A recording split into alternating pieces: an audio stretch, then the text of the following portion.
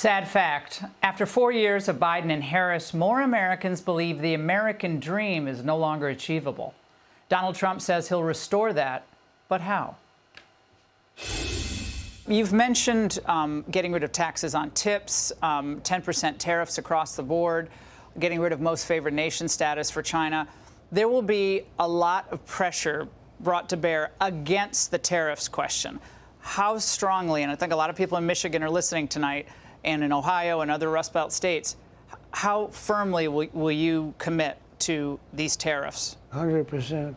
Look, tariffs do two things. Number one, they bring in tremendous amounts of money, and they let you keep your jobs here. China used them for years, very successfully. They said if an American company wants to come and build a plant in China, there's no tariff. Same thing with me.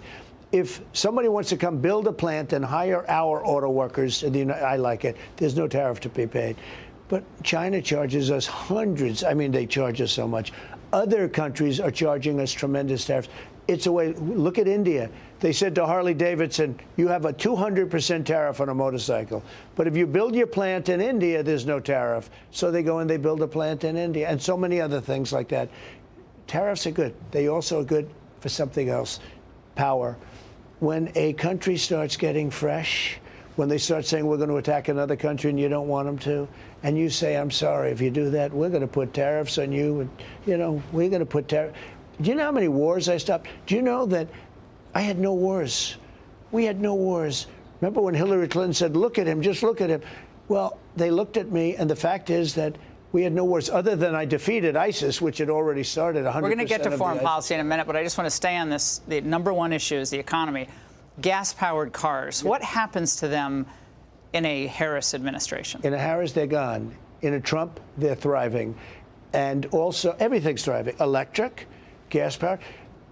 Electric is 7%, 6% of the market. Maybe it's going to go a little bit higher. They want everybody to have an electric car. Union jobs in Detroit. Union jobs are going to come back. The unions are going to be, what's threatening to the union? Millions of people coming in and willing to work for a very small amount of money. The unions are under threat. I'll tell you who's hurt the most by the border.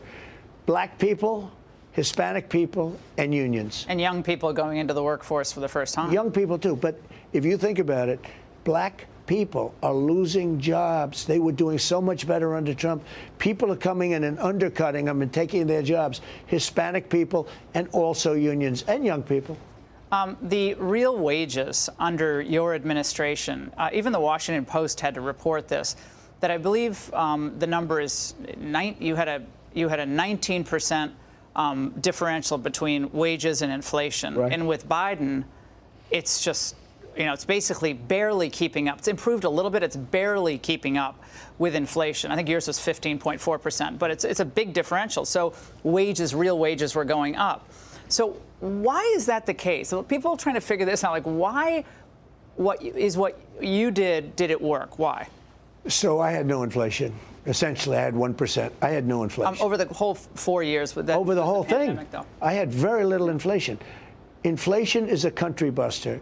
It broke up Germany decades ago. Every country that has, and we have worse inflation than anybody, it is a country buster. Biden had inflation. They say it's 22%. It's much more than that. Prices they don't are up average 19% under Biden. So to families that are watching this, it's actually much more than that, though. But on overall, they're using things that didn't go up that much. They don't talk about interest rates that went from 2% to 10%. And you can't Which goes to homes, Mr. President. Right. Young people are seeing the American dream disappear. So there's a youth differential right now. There's a youth gap in the polls. But what do you say to young people? Say, I'm just going to give up on buying a house. That's not. I'll rent for the rest of my life. I say very simply, vote for Trump. Interest rates are coming down. Energy's coming down. You're going to be able to buy a home again. You can't buy a home. One of the things killing home building is regulation. There's so many regulations from the federal government on a home. It's a big percentage of the cost of the home itself. Young people are going to be able to buy again. They're going to be able to borrow again. They're going to be able Biden says he's going to have rent control, cap it at 5% rents. And I imagine Harris would agree with that. Once you do that, you end up in a depression. We'll end up in a depression like in 1929. Hey, Sean Hannity here. Hey, click here to subscribe to Fox News YouTube page and catch our hottest interviews and most compelling analysis. You will not get it anywhere else.